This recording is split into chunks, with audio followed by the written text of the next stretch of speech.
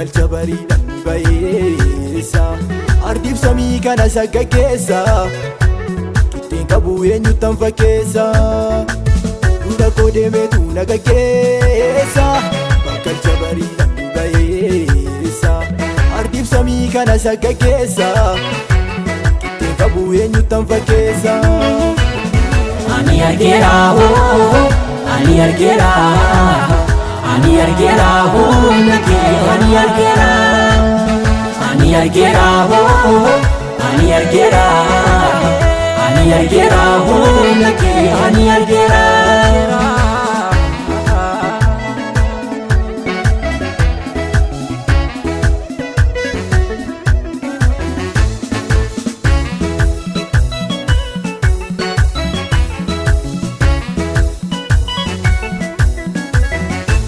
Hafuura waaqeffannaa turgaa naannoo mana kooti hin argamu nattu hin mul'isu waa'ee rakkoo kooti caamsaan dheeraan bu'eef nan rukutu gaaddisa kootinni narra jiraataan baroota Yesuus abbaa kooti.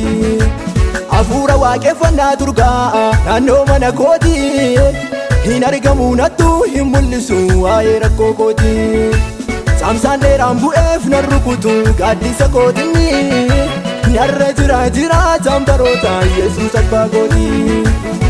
Ani argeera ani argeera ani argeera humna kee ani argeera ani argeera ani argeera ani argeera humna kee ani argeera.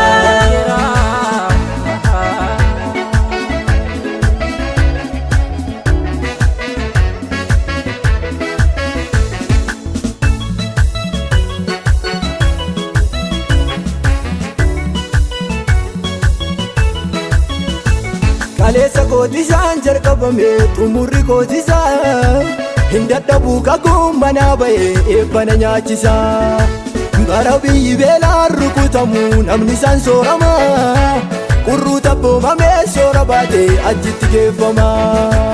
Kaleessa kootisaan jalqabame xumurri kootisaa hin dadhabuu kakuu manaa ba'e eebbana nyaachisa bara biyyi beelaan rukutamu namni isaan soorama qurruu tabboomamee soora baate achitti geeffama.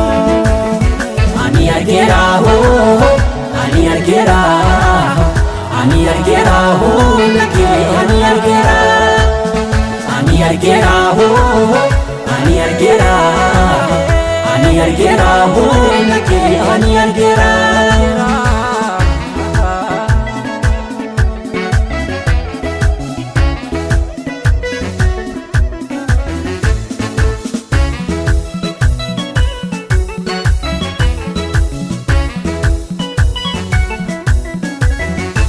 Yesuus ko guddaa koo malkaa banaaf kan na guutu Yesuus ko si beeka uumama harka kee eegu baasu Yesuus ko gaarii gaarummaan kukkuulame Yesuus ko bakkaatti keen arguu hin argamne.